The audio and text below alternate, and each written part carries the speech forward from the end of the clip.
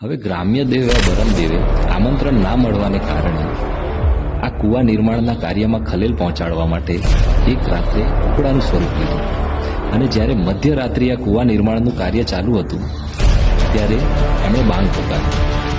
આ બાંગનો અવાજ સાંભળીને દેવો સહિત હનુમાન દાદાને એવું થયું કે કોઈક આપણને જોઈ રહ્યું છે. એટલે બધા દેવો અદ્રશ્ય થઈ ગયા અને હનુમાન દાદાએ દોટ મૂકી અને આપણે જે આ રાયણનું વૃક્ષ જોઈ રહ્યા છીએ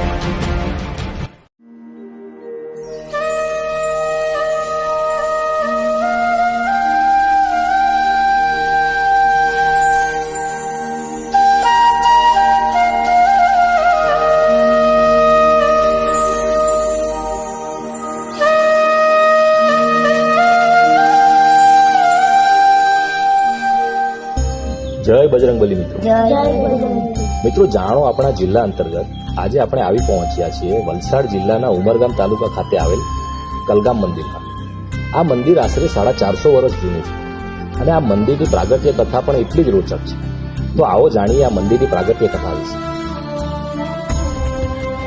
પવનપુત્ર મહાબલી હનુમાનજીએ આ કુવાના નિર્માણ માટે દેવતાઓને નિમંત્રિત કર્યા, પરંતુ એમાં કોઈક રીતે, જેને વલસાડની લોકલ ભાષામાં ગ્રામ્ય દેવ તરીકે પણ ઓળખવામાં આવે છે, એ યાદીમાંથી બાકાત રહી જવા પામ્યા.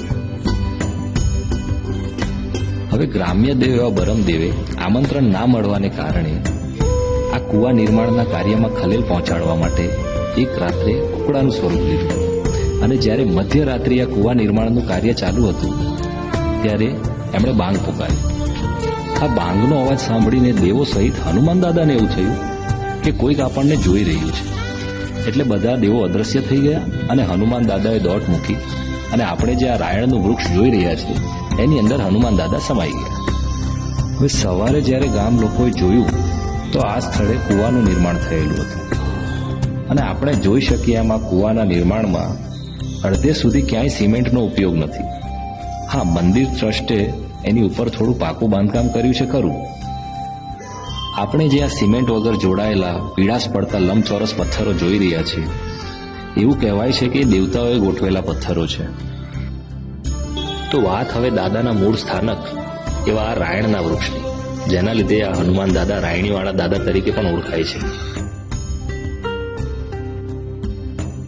બીજા દિવસે ગામ લોકોએ આ કૂવાની સાથે સાથે રાયણના થડમાં હનુમાનજીની સ્વયંભૂ પ્રગટેલી મૂર્તિ જોઈ અને એની આસપાસ અષ્ટકોણ